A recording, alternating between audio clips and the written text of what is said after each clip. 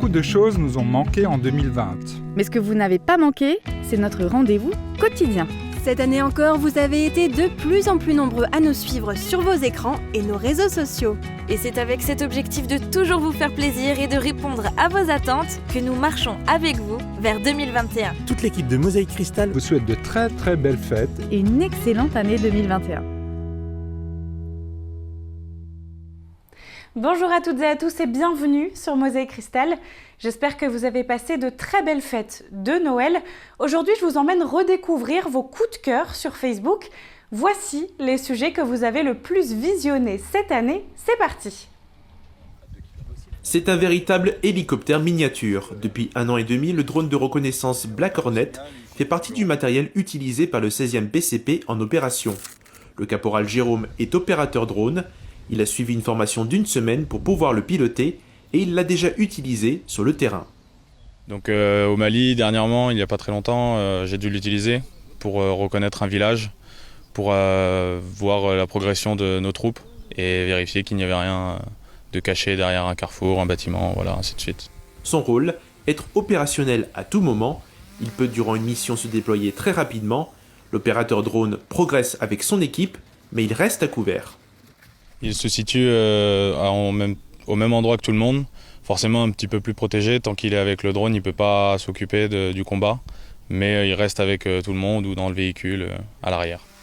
Un engin léger et discret qui donne une vue élargie de la zone de combat. Il peut s'élever jusqu'à 300 mètres de hauteur et s'éloigner jusqu'à 2 km, mais les qualités du Black Hornet lui donnent quelques difficultés. Il est notamment très sensible aux conditions météorologiques. L'opérateur possède 2 drones d'une autonomie de 20 minutes qui se rechargent avec la tablette et une fois la mission terminée, il se range dans la poche. Pierre après pierre, le maçon met en œuvre nos projets de construction. Maçon, un métier, des savoir-faire, un bon salaire, un engagement physique et un moral à l'épreuve des 4 saisons. Nous avons rencontré Marc Nickel sur un chantier de construction de maisons individuelles. Cet artisan est maçon de métier comme l'était son grand-père et son père. Il faut aimer ce qu'on fait, sinon on ne fait pas long feu, je pense, dans le bâtiment. Après quelques années passées en Allemagne, Marc crée en 2007 sa société et l'a bâtie de son nom Nickel Construction. Avec son coéquipier Jérôme, il construit chaque année 5 à 6 maisons et la situation sanitaire ne l'a pas freiné. Mon carnet de commandes, il est plein jusqu'à quasi fin de l'année prochaine. Donc moi, après le Covid, m'a pas vraiment freiné, quoi. Alors, on a des fois des petits problèmes de matos. Les fournisseurs, certains, ont du mal à avoir du matériel des usines, oui, mais non, sinon on tourne, on va dire, quasi normalement, quoi. Au fil des années, Marc a investi près de 200 000 €, ce qui est considérable au regard de la taille de l'entreprise. 2 grues acquises d'occasion, une camionnette, une baraque de chantier, une pelle et toutes sortes d'équipements et outils indispensables à un travail de qualité et le plus ergonomique possible. La clientèle est là, mais le développement de l'entreprise se heurte aux difficultés de recrutement. C'est désespérant, ils n'ont pas envie de travailler, ils travaillent 2-3 jours et puis ils partent, ça leur plaît pas. Pourquoi, je sais pas, pourtant ils sont, on va dire, payés correctement, mais je sais pas, on trouve pas de monde. Ni d'apprentis, ni d'ouvriers, comme dit, c'est un peu compliqué. Maçon, un métier méconnu et mal vendu, le travail physique et au grand air ne convient pas forcément, mais ceux qui s'y plaisent sont payés correctement. Un bon maçon peut tourner dans les 1800 €, je pense, entre 1800 et 2000 € facile par mois, quoi. C'est le cas de Jérôme, il a rejoint Marc il y a 8 ans. J'aime bien ce métier, il me fait être à l'extérieur. Il est pas trop mal payé, ouais. C'est un peu physique, mais ça va. C'est pas non plus trop dur, juste en hiver, ouais, où c'est un peu la galère, mais autrement, ça va. L'homme est fondamentalement un bâtisseur. Si quelqu'un veut rejoindre Marc et Jérôme, il sera le bienvenu. Il est le protecteur du 16e BCP. Le VBCI, véhicule blindé de combat d'infanterie, est présent à Bitche depuis 2013. Et aux commandes de cet engin, le caporal Florian. C'est un véhicule blindé qui sert à transporter des unités de combat, donc un groupe de combat, ainsi qu'à les appuyer sur le champ de bataille. Par exemple, en OPEX, on va l'utiliser pour des patrouilles, sécuriser la population des environs, leur montrer qu'on est présent et avec du matériel de dernière génération. Le VBCI a fait ses preuves en zone de combat. Il a été déployé en Afghanistan, au Mali, au Liban et en Centrafrique. Il est principalement conçu pour offrir une protection maximale aux soldats dans des missions de haute intensité et de maintien de la paix. Les avantages du VBCI au combat, c'est qu'on a un véhicule blindé de haute mobilité avec ses 8 roues motrices. On a de l'armement lourd de bord, donc un canon de 25 mm. Et l'intérêt va être de déplacer les unités d'un point A à un point B. En fait, on va les déposer, ils vont faire leur mission. Nous, on va se mettre en retrait, on va les appuyer pour les récupérer un peu plus tard et repartir de plus belle. Donc à l'intérieur peut se loger 4 personnels. Dans le fond, au niveau de la tourelle, vous avez l'emplacement pour 12 missiles RX. Sur la droite, viendront se loger, attention, juste derrière l'emplacement des sièges, les postes RX, les postes tireurs avec les trépieds et les mirabelles, donc les optiques de nuit. Chaque personnel a un emplacement pour son arme à côté de lui. Piloter un tel véhicule, équipé d'un armement lourd et d'une technologie de pointe, demande une expertise et une formation rigoureuse. Au 16e BCP, les entraînements sur le terrain se déroulent régulièrement. Aujourd'hui, on travaille l'assaut sous blindage et le débarqué assaut. Donc, il consiste à embarquer un groupe de combat, les faire avancer au plus près d'un objectif donné, donc un bâtiment, un carrefour. À ce moment-là, on les fait débarquer en cours de route, donc on baisse la rampe, ils débarquent, ils se mettent en 2 colonnes derrière le véhicule. À l'intérieur, on va rouler très doucement pour qu'ils puissent nous suivre. La tourelle sera à côté dangereux. Et au dernier moment, les groupes en fait, vont se dévoiler et prendre d'assaut la cible. Plus qu'un véhicule de combat, le VBCI est un des porte-étendards du 16e BCP. Et il se distingue parmi les nombreux moyens matériels dont dispose le camp de Beach. C'est un élément qui fait la fierté du bataillon d'acier. Non, ce ne sont pas des bateaux de plaisance ou des embarcations que l'on observe habituellement sur le canal. On les appelle des faucardeurs et ils sont parmi les plus gros utilisés en France. Ils fauchent les herbes aquatiques en grande prolifération ces dernières années avec le réchauffement des eaux. L'objectif du faucardage, améliorer la navigation. La paysagerie est une des rares entreprises habilitées pour cette opération en France. Et sur ce chantier, il faut être 2 pour travailler. La première machine possède 2 lames de fond qui raclent le canal en profondeur. Derrière, l'autre fauche et ramasse les algues et peut stocker jusqu'à 12 mètres cubes de matière. Une fois rempli, le bateau dépose les algues sur les berges. Elles peuvent se dégrader ici ou attendre d'être déposées en décharge. Pour les 40 km de distance, 3 semaines de travail ont été nécessaires. Le chantier se fait en eau calme, mais il faut veiller à la circulation des plaisanciers, car la navigation n'est pas coupée pendant le nettoyage. Pendant cette opération, les agents pensent aussi à la faune locale. Ils ne toucheront pas les algues proches du bord pour que les poissons puissent se nourrir.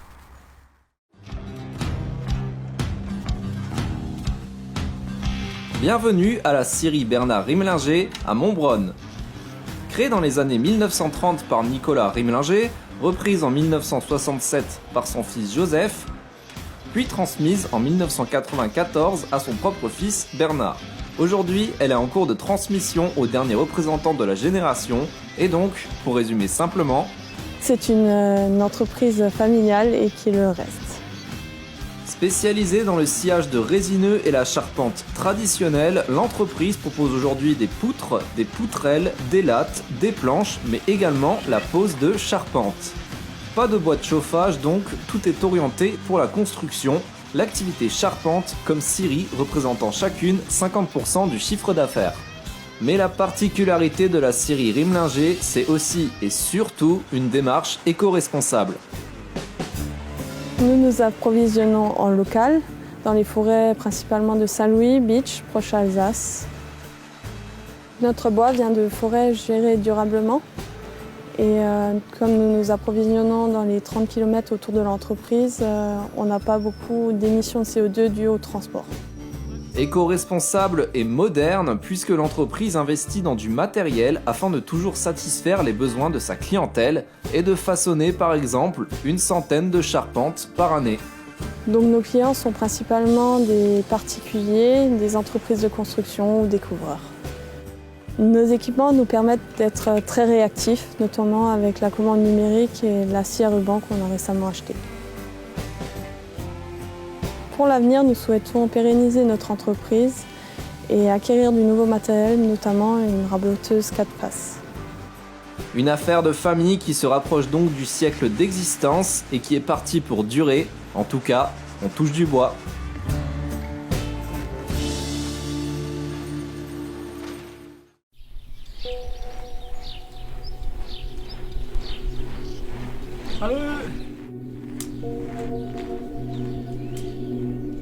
Oui, comme tous les matins, je prends mon poste à 6h30. Après une dizaine de jours de confinement, je suis bien content de reprendre mon boulot et d'avoir un petit peu un rythme normal, comme auparavant.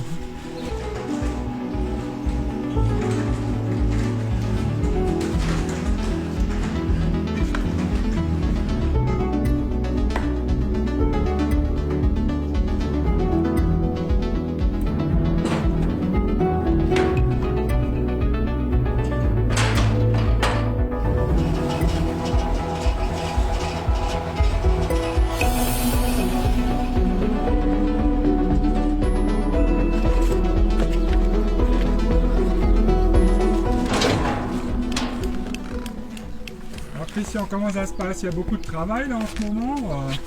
C'est comme d'habitude, il y a toujours du travail. Il faut continuer l'entretien des espaces, confinement, non?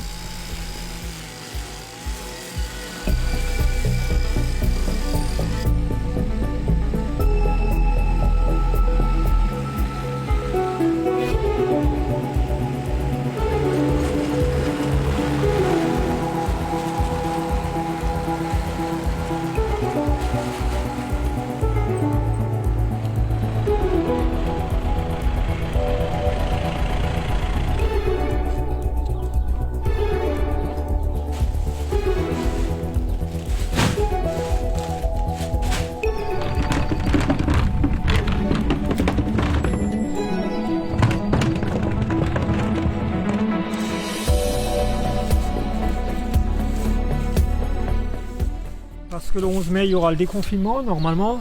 Il y a les gamins qui iront à l'école. Donc, ils n'aillent pas sur les... Normalement, il n'y a pas de rassemblement sur les agrès. Oh, mais on est encore loin du 11 mai maintenant. Comme ça, c'est fait, c'est préparé.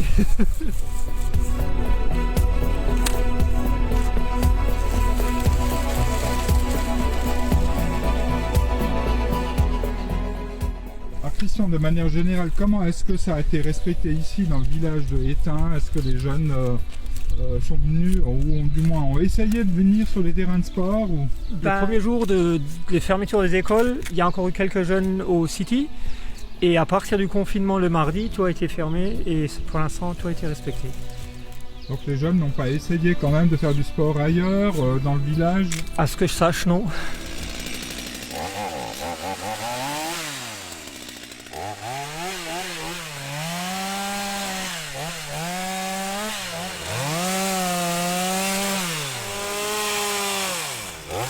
C'est jamais la même chose. On passe la tonte, à couper du bois, des fois du carrelage, des fois du sanitaire. Il y a de tout et j'adore ça. En été, on est tout le temps dehors, c'est vrai. Aucune trace ne lui résiste. Florian reste concentré lorsqu'il est en rendez-vous.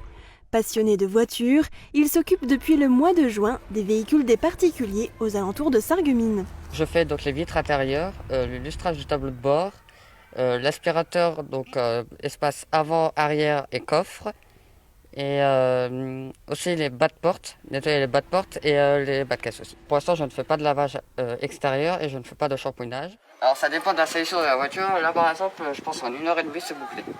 Atteint d'une maladie génétique orpheline, il peine à trouver un employeur qui lui fait confiance. Il a obtenu son permis de conduire en début d'année et c'est pendant le confinement qu'il a eu l'idée de créer son auto-entreprise. J'avais fait les 4 véhicules respectifs, donc celle de ma mère, celle de mon père, celle de ma soeur et du coup la mienne en avril, le 13 avril. Et du coup, je m'étais tellement ennuyé qu'au bout d'un moment, je me suis dit, après le confinement, pourquoi pas le faire chez les particuliers.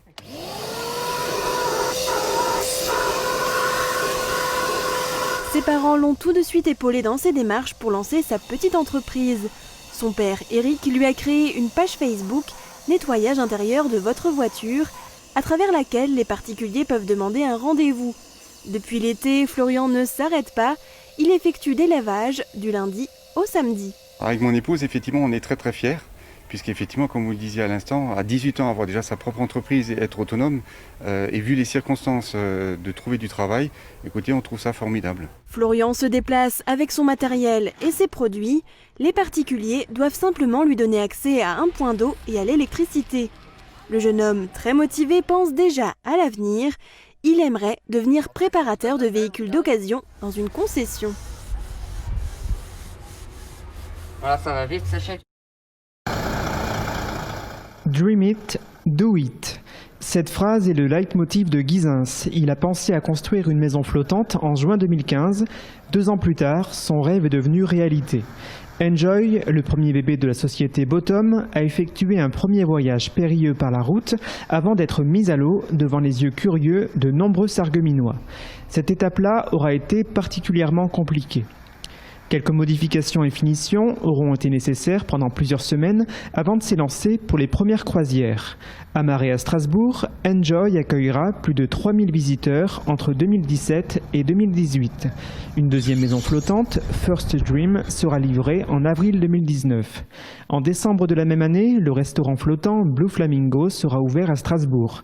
Dans son sillage, Evolution sera mis à l'eau en mai 2020, puis Courage en septembre. Le 6e bateau est en construction à Sarralbe. Donc là, on est sur un 15 mètres. On est sur une habitation, donc ça va servir essentiellement à vraiment des personnes particulières.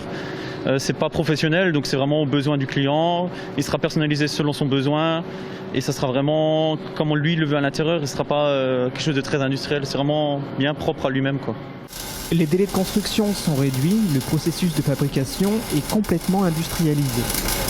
Effectivement, aujourd'hui on est sur 4 mois après réalisation de la barge. Donc là la barge actuellement elle est brute, donc il y aura encore la peinture. Et après peinture effectivement on prendra 4 mois. À partir du moment où il y aura une structure métallique et bois qui viendra se poser dessus. Depuis les débuts de la société, de nombreuses évolutions ont eu lieu. Une nouvelle coque réétudiée par rapport au premier bateau pour améliorer la portance et la stabilité, une optimisation des zones de stockage et une immersion des moteurs électriques. Je me trouve en compagnie de Guizens. Guizens, une nouvelle maison flottante est en construction. Vous attendiez-vous à en produire autant en si peu de temps? Tout au début, non, certainement pas. Mais maintenant, au fil du temps, on a du succès. Les gens s'intéressent à nous. C'est un produit qui est dans l'air du temps. Il y a un vrai marché. Donc, on se rend compte aujourd'hui que les demandes arrivent tous les jours. Donc, on n'a pas une journée où on n'a pas une demande pour une exploitation commerciale, pour un bateau de plaisance, pour une habitation, pour un restaurant. Donc voilà, on est sur beaucoup de projets.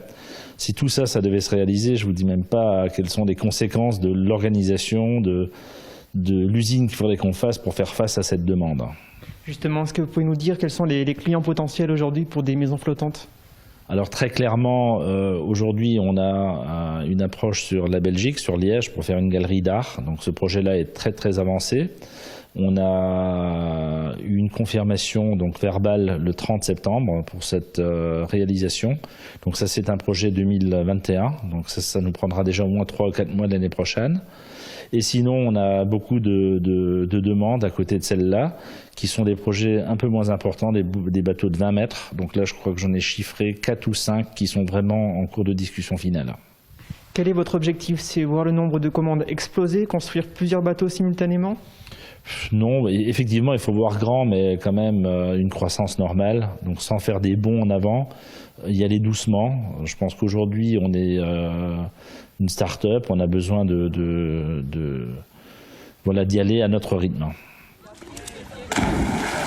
Il y a celui qui éclabousse tout en plongeant, le frileux, celui qui fait bronzette, le sportif qui enchaîne les longueurs. Les chiens ne sont finalement pas très différents des humains à la piscine. À Klein-Bittersdorf, ils ont laissé leur maître au bord de l'eau pour profiter des bassins réservés spécialement pour eux. Ça se fait beaucoup en Allemagne. On ferme la piscine aux humains et pendant 15 jours, on ne chlore plus l'eau et on ouvre pour les chiens. Il n'y a rien de mauvais pour eux, le pH de l'eau est bon pour les animaux. Ils peuvent donc se baigner en toute sécurité. Enfin, pour ceux qui osent se lancer, Laïka découvre le bassin pour la première fois et ses débuts étaient plutôt compliqués. De son côté, Otis est un habitué, il n'hésite pas à se jeter à l'eau. Il aime bien nager, il aime bien pour l'emmener à la piscine, il est content. En plus, je suis venue avec son copain, comme ça il se dépense. Je trouve ça super, hein, parce que c'est vrai qu'on peut pas venir tout au long de l'année avec un chien à la piscine. Et là, il y a plein de chiens, ils sont contents, ils jouent, c'est génial. Hein. La piscine de Klein-Bittersdorf est maintenant fermée pour tout le monde. Elle devrait rouvrir au mois de mai prochain pour sa nouvelle saison. Ça fait du bien de les retrouver, on est contente. Et surtout, elles vont être contentes. Je reprends aujourd'hui, à 13h. Donc voilà. Coiffeur avant. Les deux sœurs ont commencé à répondre au téléphone la semaine dernière pour fixer les rendez-vous et le miroir a été pris d'assaut. À 8h30 ce matin, le planning était déjà complet jusqu'à début juin. Et encore, Anne et Sophie ont amplifié les jours et horaires du salon. Mais les conditions de travail ont changé, il a fallu s'adapter. Alors, quels sont les changements ? Le nouveau look. Tendance Covid 2019. C'est sexy. Vous aimez ? Faut pas se moquer, hein. Non, oui, les tenues, le matériel pour les clientes, surtout l'organisation pour les rendez-vous, parce qu'il faut laisser un laps de temps pour la désinfection entre chaque cliente. Voilà, on a affiché un peu les mesures un peu partout, à l'entrée. Les clientes, quand elles arrivent, il faut qu'elles se désinfectent les mains. Il faut qu'elles portent un masque obligatoirement. Elles ont des blouses à usage unique, des serviettes à usage unique. Voilà, ça, c'est les plus gros changements. Donc, il faut s'adapter. Nous, on a fait des mises en situation avant pour se familiariser avec tout ça, mais c'est vrai que c'est pas évident. Vous voyez, là, quand je parle, je vous vois déjà plus. Même si on a les masques et les visières, on a l'impression d'avoir réellement un masque qu'on n'est pas nous-mêmes en fait, avec tout ce matériel. Mais non, en fait, derrière tout ça, il y a quand même encore notre sourire et la bonne humeur. Et c'est ça qu'on veut dire aux gens, c'est qu'on est quand même là. Faut pas couper dans le masque. Tombées sur des couleurs ratées, des franges trop courtes, des coupes de travers, Anne et Sophie ont un peu peur que leurs clientes aient auto-mutilé leurs cheveux pendant le confinement. Je pense qu'on va bien rigoler, mais voilà. Après, tout le monde était dans la même situation, donc on va voir. On n'a pas peur. On va les rattraper, on est des professionnels. C'est pour ça aussi le temps entre chaque cliente, même pour la désinfection, le temps en plus, c'est pas plus mal. Plus de temps par cliente et entre les clientes, tout en étant obligées d'en accepter moins à la fois. Pour limiter le nombre de personnes, les deux sœurs vont aussi alterner leur présence au salon. La reprise est loin d'un retour à l'identique et elle est assortie d'investissements, matériel de protection et de désinfection, ainsi qu'un stérilisateur. Un surcoût de fourniture qui n'est pas répercuté sur les tarifs facturés aux clients. Sans compter le manque à gagner lié à la perte d'activité, le salon a certes pu rouvrir, mais ne peut pas fonctionner à plein afin de préserver les distanciations sociales. 4 mètres carrés par client sont imposés. Ici, cela se traduit par un maximum de 2 clients dans le salon. Il va falloir être patient pour avoir une coupe assortie à son masque. Sur le terrain, 6 divisions séparent ces deux équipes. Une première pour la AS Velferdin. Le match semble donc joué d'avance, mais les supporters espèrent voir briller leur petit club. J'espère pour eux qu'ils vont faire un bon match et qu'ils gagnent peut-être, mais bon, je ne pense pas qu'ils vont gagner. Car c'est un gros club, Sarreguemines est un gros club, voilà quoi. Alors on vient les supporter, le petit poussé.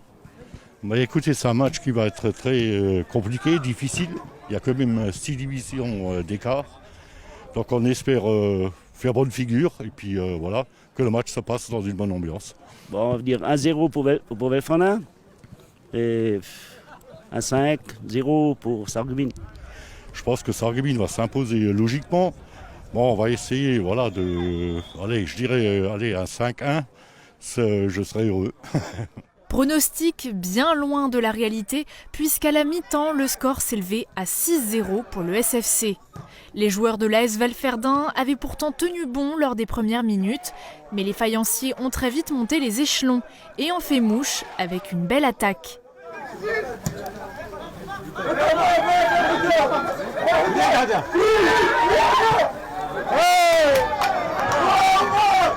Les Bleus, quant à eux, ont navigué entre timidité et quelques essais pour remonter le terrain, mais sans succès. La seconde partie du match n'aura pas permis à Velferdin de reprendre du galon. Le score est sans appel, 16-0 pour le SFC. Un résultat qui, au fur et à mesure des minutes, devenait évident. Évident, ou j'ai envie de dire oui. On s'attendait peut-être limite à plus. Le gardien de Velferdin a fait de très beaux arrêts en début de période. Ouais. Bon, on savait que ça allait être très très compliqué pour Velferdin. En face, on a une équipe de Sarreguemines qui a fait une très bonne préparation. C'était plié d'avance. L'AS Velferdin peut se targuer d'avoir tout donné pour tenir tête au club de Régional 1. Le SFC, quant à lui, se qualifie pour le deuxième tour de la Coupe de France. 10h, le camion-citerne arrive devant les portes de la ferme. Le chauffeur-ramasseur vient tous les 2 jours sur cette exploitation. Une fois sur place, il déroule le tuyau, éteint le tank à lait et mesure la hauteur dans la cuve pour trouver le bon litrage. Alors, sur la règle, j'ai 97,8, qui correspond à 5823 litres. Des données très importantes qui permettront d'établir ensuite la rétribution du producteur. Le travail du laitier n'est pas uniquement de récupérer le lait, il doit aussi veiller à son aspect. En premier, quand j'ouvre le tank, déjà je dois sentir le lait. S'il a un aspect, si l'odeur acide, je ne prends pas le lait. Pendant le pompage, un petit échantillon de lait est prélevé à part. Il sera étiqueté et gardé au frais. C'est l'assurance d'avoir une trace de la récolte dans les archives. Une fois dans les locaux du Nicolet à Sarrebourg, des analyses seront faites. Déjà pour déceler de potentielles traces d'antibiotiques rendant la récolte inutilisable. Mais aussi pour jauger la qualité du lait, point essentiel dans la rémunération de l'exploitant. Et c'est la fin de cette émission. Merci de nous avoir suivis. N'hésitez pas à continuer sur cette lancée en vous abonnant, en commentant ou en partageant sur nos réseaux sociaux. Demain, c'est au tour d'Uranitosic de vous accompagner en musique. Prenez soin de vous et à l'année prochaine. Ne cherchez plus, le roi des vins est à Stirin-Wendel. Retrouvez plus de 3500 références de vins, une large gamme d'épiceries fines et des idées cadeaux pour chaque occasion. Le roi des vins, c'est du choix, des prix et des conseils. C'est aussi un service drive, une boutique en ligne et des livraisons prêtes en 24 heures. Le roi des vins à Stirin-Wendel, où choisir devient un plaisir. Et si les créateurs italiens influençaient l'aménagement de votre maison ? Cuisine, salle de bain, carrelage, Cesa au centre de la Rotonde à Sarreguemines vous propose un vaste choix et un excellent rapport qualité-prix. On m'a dit que les piles des appareils étaient difficiles à changer. Elles sont très petites. Alors aujourd'hui, on a des solutions comme les appareils rechargeables. Ça existe dans tous les modèles. Les intra-auriculaires, appareils directement dans l'oreille, les micro-contours et les contours. Donc ça évite le changement de pile, c'est pratique et écologique. Et tes parents vont bien ? Oui, très très bien. Oui, tout à fait. Ça va ma chérie ? Et ouais. Le temps qu'il en rafle. Il en parle tout le temps et d'ailleurs il a vendu.